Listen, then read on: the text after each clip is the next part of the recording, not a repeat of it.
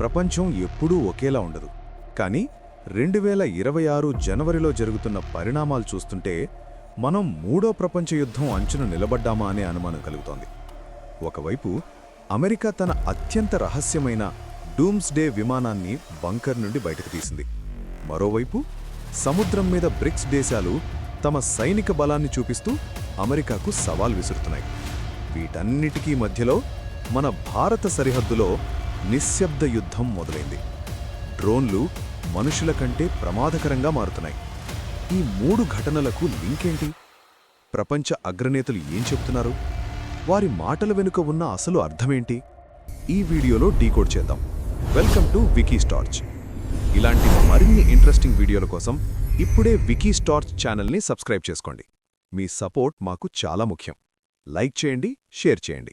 జనవరి 8, 2026 America ఆకాశంలో ఒక వింత లోహ విహంగం కనిపించింది. దాని పేరు E-4B నైట్ వాచ్. సామాన్యులు దీన్ని ప్రళయ విమానం అని పిలుస్తారు. ఇది కేవలం విమానం కాదు, గాల్లో ఎగిరే పెంటగన్. అణుబాంబు పేలితే అమెరికా అధ్యక్షుడు ఈ విమానం నుంచే యుద్ధాన్ని నడిపిస్తారు. సాధారణంగా ఇది ఎప్పుడూ సిద్ధంగా ఉంటుంది. కానీ ఇది పబ్లిక్ కంటపడిందంటే అమెరికా ఇంటెలిజెన్స్ ఏదో పెద్ద ముప్పును పసిగట్టిందని అర్థం. మా రక్షణ వ్యవస్థలను పరీక్షించడంలో ఇది ఒక భాగం మాత్రమే. మేము దేనికైనా సిద్ధం. గమనించారా?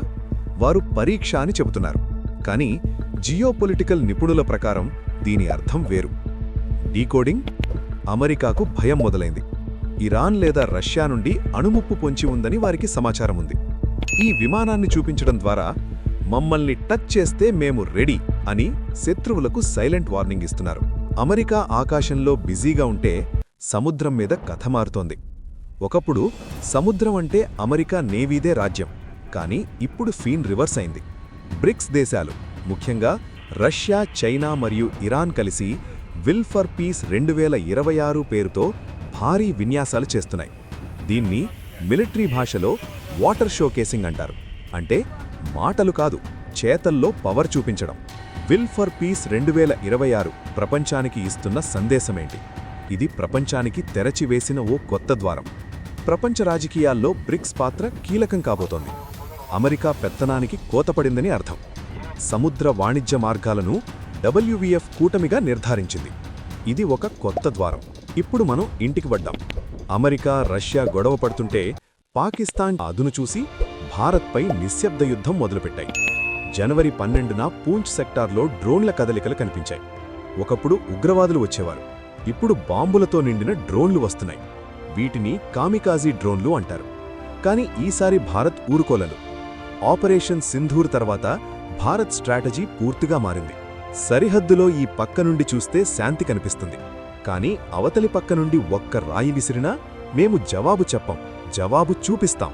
వినగానికి సాధారణంగా ఉంది కదా, కానీ ఇందులో ఉన్న వార్నింగ్ చాలా సీరియస్. డీకోడింగ్. భారత్ ఇకపై డిఫెన్సివ్ మోడ్లో లేదు.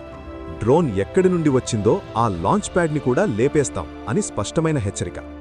భారత్ ఇప్పుడు ఇజ్రాయెల్ తరహా ఐరన్ డోమ్ టెక్నాలజీ వైపు అడుగులేస్తోంది. మిత్రులారా, ఈ మూడు ఘటనలను కలిపి చూస్తే ఒక విషయం అర్థమవుతోంది. అమెరికా భయపడుతోంది, బ్రిక్స్ దేశాలు తెగిస్తున్నాయి, భారత్ అప్రమత్తమైంది. 2026 కేవలం క్యాలెండర్ ఇయర్ కాదు, ఇది ప్రపంచ శక్తి సమీకరణాలు మారే సంవత్సరం. రాబోయే రోజుల్లో యుద్ధం క్షిపణులతో కాదు, డేటా మరియు డ్రోన్లతో జరగబోతోంది. మీరేమనుకుంటున్నారు? భారత్ ఈ డ్రోన్ వార్ని ఎలా ఎదుర్కోవాలి? కామెంట్స్లో చెప్పండి. ఇలాంటి డీప్ జియోపొలిటికల్ అనాలిసిస్ కోసం ఛానల్ని సబ్స్క్రైబ్ చేసుకోండి. జై హింద్.